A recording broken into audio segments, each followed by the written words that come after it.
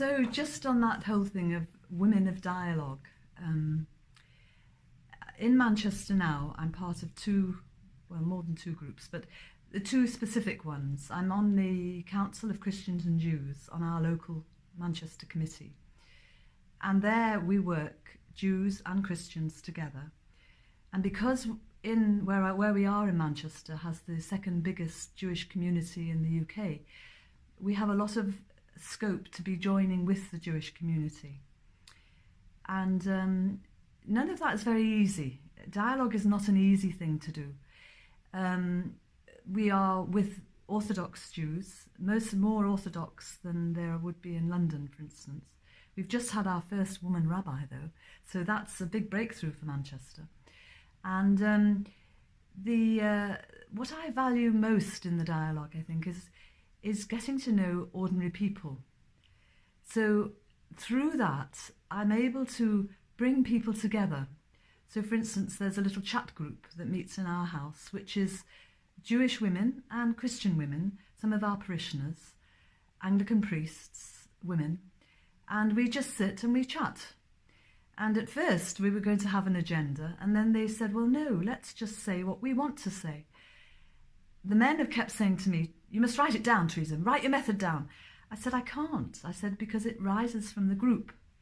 And I asked the group, and they said, no, you can't write this down. This is us. This is who we are. So, I mean, there have been lovely things like one of the Jewish women asking one of our parishioners, tell me about Ireland. I know nothing about Ireland. And she said, I really want to know more. And then when it's the feasts, tell us a bit about Hanukkah. Tell us a bit about Purim. Tell us about what you're doing. And what are you doing at Easter? And then just a mutual learning of each other's backgrounds, each other's cultures, in an environment where there's no judgment, there's just a sense of being able to be and accepted. And it's very rich. One of our parishioners brought along her letter. It was a beautiful letter. And it was the letter her father had written to the man she married. She was from the north of Ireland, and she chose he was English. And her father had written this beautiful letter to him saying, I'm handing over to you my beloved daughter. And she brought that along, written in 1942 or something. And it was so precious that she was able to share that with the group. So that's one of the practical aspects. Other practical things are we do put on talks. We've done one of the most wonderful things we've done recently has been in connection with Notre. I mentioned the name Jules Isaac, and our Jewish co-chair was absolutely bowled over by reading about Jules Isaac, did a whole research on his life, did a whole research on his book.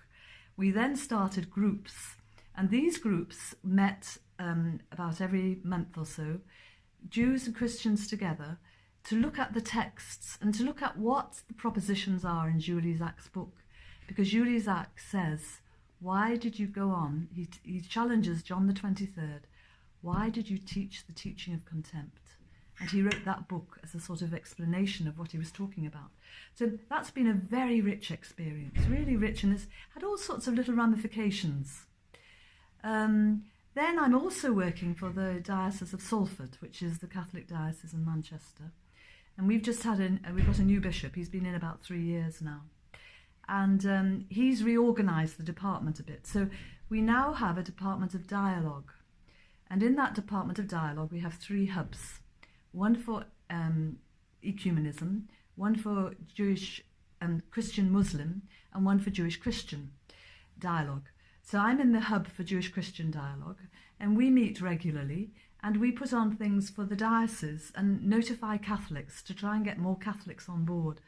So we do things in parishes, and nicely some of the priests are now asking us to do different things, like a Passover in a parish, or to go and talk about what our background is, talk about Nostra Aetate, talk about the changes in the church in dialogue.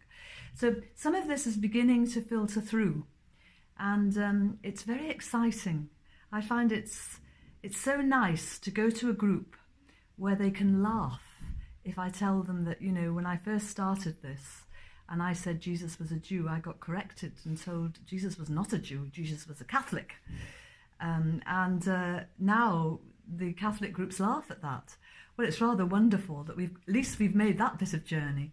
So there are all these little signs of where the dialogue that really began at Nostra Aetate is making a difference. And I think for us as Sisters of Sion, we're only beginning to realise what the implication is then for the way we live. Because dialogue is a theory up there, okay, and it's very nice, I and thou, and good relationships, etc. But it's not an easy thing to do, and it's not an easy thing to practice, and it requires a respect and a listening of each one. And it's something then that we try to implement within our own community living, as well as what we're trying to live with people of other faiths. So it's to approach the people of other faiths. We approach them with respect, we approach with listening, and we then endeavour to do that in our communities.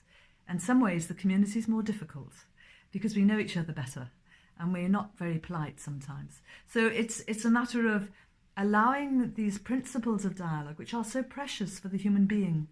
They're the only way forward. We will never advance as human beings if we cannot dialogue with each other. So I like to think we are making a difference in the fact that we're sowing seeds which then grow and which spread, and we don't ever see what happens to them. And it doesn't matter. It doesn't matter, because in the end it's all God's work anyway. So that's what it's all about, really, yes.